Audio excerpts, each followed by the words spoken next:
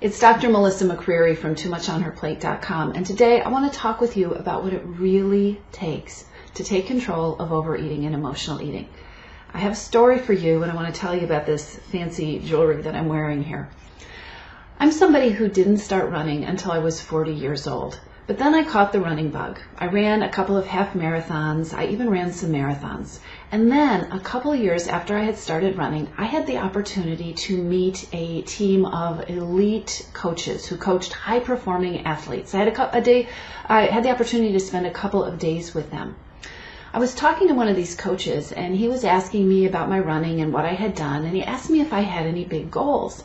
And I said to him, I've always wanted to qualify to run the New York City Marathon, but I know I couldn't do it. He said, why is that? Well, let me give you some background. In order to qualify for a spot in the New York City Marathon, you have to run really fast. In fact, the qualifying times for the New York City Marathon are faster than the times that you have to run to qualify to run the Boston Marathon. I knew what the time was that I had to achieve, and it was so far beyond anything I'd ever done. It just seemed impossible. So this coach took me to a park, and he had me run as fast as I could around this path around the outside of the park, and he timed me. And when I was done, he asked me a few questions about the running that I was doing, and he said, you could totally do this. You could totally qualify for the New York Marathon. You just have to do the right training. Well, I was intrigued, but they live and work more than 1,000 miles from where I do, so I knew it was impossible to work with him. The next afternoon, at a break, I went up to him and I said, I've really been thinking about what you said. You really think I could qualify for the New York Marathon? He said, yeah, you could totally do it. You just have to do the training. And I said, well, what would I have to do? He took a piece of scrap paper and he wrote down a plan for me. He looked back at the time that I had done and he did some calculations and he wrote down this plan for me. It had 3 different kinds of workouts and a schedule of when to do them, and then it had a schedule of when to take rest days. And he said to me, if you do this plan most weeks, if you follow this plan, and if you do these 2 kinds of workout every week, I have no doubt in my mind you will absolutely be able to run the race in the time that you want to run it. I thought, So you know what I did? I went home and I took that scrap of paper, I still have it, and I did the training. And some of it was really hard. And some weeks I wasn't able to do it, but every week I did those 2 things that he said I needed to do. And most weeks I did my best at the other things that he said I needed to do.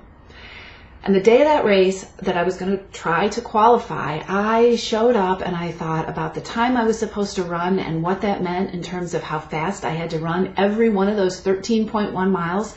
And I couldn't even think about it because I had no idea how I would do that. But what I had in my mind is that coach telling me, if you do these things, you will be able to get this result. And so when the gun went off and we all crossed the starting line, I just focused on 1 mile at a time. And you know what? I did it. I had time to spare. This right here, this is my medal from the New York City Marathon. I ran the New York City Marathon after qualifying in a race at a speed that I never thought I could run. Now, why am I telling you this story? I'm telling you this story because I did something that I was sure I could not do. Now, it was important to set the goal. It was important to have a vision of what it was that I wanted to achieve, and I really, really, really wanted this thing, but that was nowhere near enough. Wanting to run the New York City Marathon, lots of people want to do that. Wanting to qualify the way I did, lots of people want to do that. How did I do it? I didn't do it by setting the goal. I didn't do it by setting the vision, although those things are important. I did it by creating. I learned the habits that I needed to have, the routines, the training that I needed to do, and I created the habit of doing those things.